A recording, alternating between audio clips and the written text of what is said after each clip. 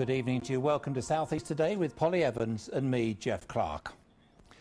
Police in riot gear have used batons and pepper spray on campaigners who are gathering outside Kingsnorth Power Station in North Kent. They're protesting against plans to build a new coal-fired power station at the site. Meanwhile, Arthur Scargill, who led the miners during the bitter strike in the 1980s, visited the camp to tell protesters the country needs to reopen coal pits and close nuclear power stations. Our environment correspondent Mark Norman is there now, and things certainly changed today, Mark. They did indeed, Jeff. It all began at 5:30 this morning when police moved onto the site to remove what they described as abandoned cars. Protesters said they belonged to people camping here, and then this afternoon the relationship between the police and the protesters deteriorated.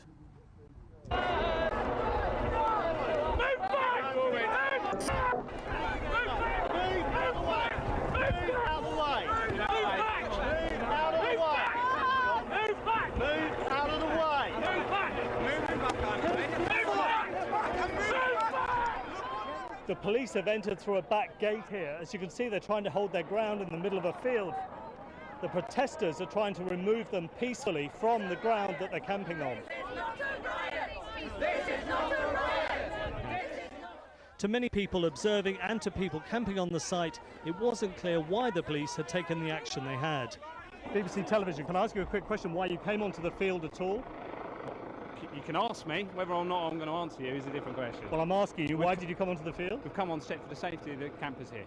And what was concerning you about their safety? We had intelligence received to say that we needed to come onto the site.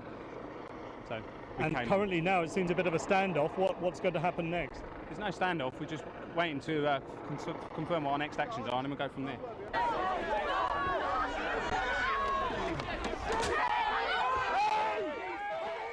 In another corner of the site, police and protesters have been in a standoff since 5:30 in the morning.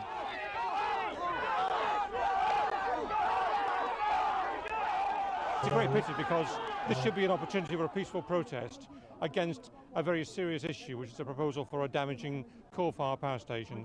And I think it's very unhelpful if on the one side the police are being provocative, on the other side if protesters resort to unlawful actions. So I hope in this country we're going to have a situation where people are allowed to protest peacefully without any unwelcome consequences occurring. For much of the day, most of the camp was peaceful. Arthur Scargill made a visit, and most people were not involved in the skirmishes. However, protesters have vowed to shut down Kingsnorth Power Station on a so-called day of action on Saturday, so it's possible we will see more scenes like this in the days to come.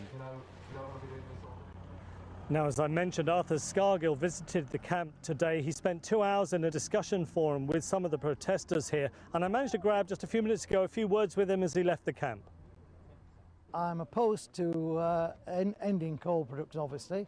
I'm opposed to cutting back on coal-fired power stations, and I wanted to impress upon the people here that the need is to close down nuclear power stations and have an integrated policy primarily based upon coal with at least 250 million tonnes per year, and that means opening new pits and reopening old pits that are being closed. Did any of their arguments about CO2 and it leading to climate change and obviously burning coal being a direct result of that persuade you at all? Well, it didn't need to persuade me. I've been persuaded for years. I was chairman of Energy 2000, which of course was an environmental group, an umbrella group, that campaigned for years for changes in the law, let alone the attitude of people, so that we could have carbon capture in not only coal-fired power stations, but also oil and gas-powered fire stations. The important thing to remember is this, that if we extract from beneath our feet the over 1,000 years of coal reserves that we have, we can also take from that all the oil we need, all the gas we need, without having to depend upon foreign coal, foreign oil, foreign gas. And if we do that, we save billions of pounds for Britain. And despite him disagreeing with many of the protesters here, they were willing to listen to him talk today. This is the main gate behind me. As you can see, protesters still arriving to camp here for the week. And of course, they have vowed to shut down the existing Kingsnorth Power Station next Saturday in what they call a day of action. We'll have to see how that is dealt with by the police. Interesting times, Mark. Many thanks. And you can see the full interview with Arthur Scargill on our website. That's bbc.co.uk/South East Today. Around 160... This is our top story tonight. Police in riot gear used batons and pepper spray to control protesters at the Kingsnorth Power Station in North Kent. Arthur Scargill and MP Norman Baker were among today's visitors to the camp.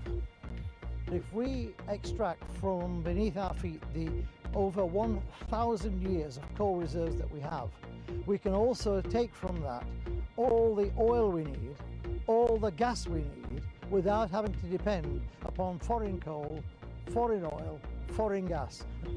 Also in tonight's programme, where's the summer gone? Police in riot gear used batons and pepper spray to control protesters at the Kingsnorth Power Station in North Kent. Arthur Scargill and MP Norman Baker were among today's visitors to the camp. If we extract from beneath our feet the over 1,000 years of coal reserves that we have, we can also take from that all the oil we need, all the gas we need, without having to depend upon foreign coal, foreign oil, foreign gas. Arthur Scargill talking to our environment correspondent Mark Norman, who's been at the camp for the last few days. He joins us now live. Finally, a quieter day perhaps tomorrow? Perhaps, Jeff. It's certainly quieter now. People are just still entering. Behind the fence you see behind me in the gate, there are straw bales trying to prevent another forced police entry. Perhaps a quieter week ahead. Certainly the people inside hope so. I'm sure the police do too. Despite their security concerns, everyone coming in here has to be checked beforehand, and they're given acknowledgement that they're not carrying anything particularly dangerous. But of course we are looking ahead to that day of action on Saturday, when they have said they will close down the existing power station, and we will have to wait and see how that is dealt with by the police on Saturday. Mark, thank you very much indeed. I'm sure there are more stories to come out of there this week. Are you there for the duration? Yes, I expect to be here for the duration, Jeff, so you can come back to me during the week and, of course, here on Saturday as well. We'll certainly do that. Mark, thank you very much indeed. Mark Norman reporting live there from the Kingsnorth station on the day when Arthur Scargill went back there and revived many memories for those of us who remember the miners' strike back in the 80s and how it, of course, have affected Kent so badly. Yes, interesting stuff today. That's it from us. Bye-bye. See you tomorrow. Bye-bye.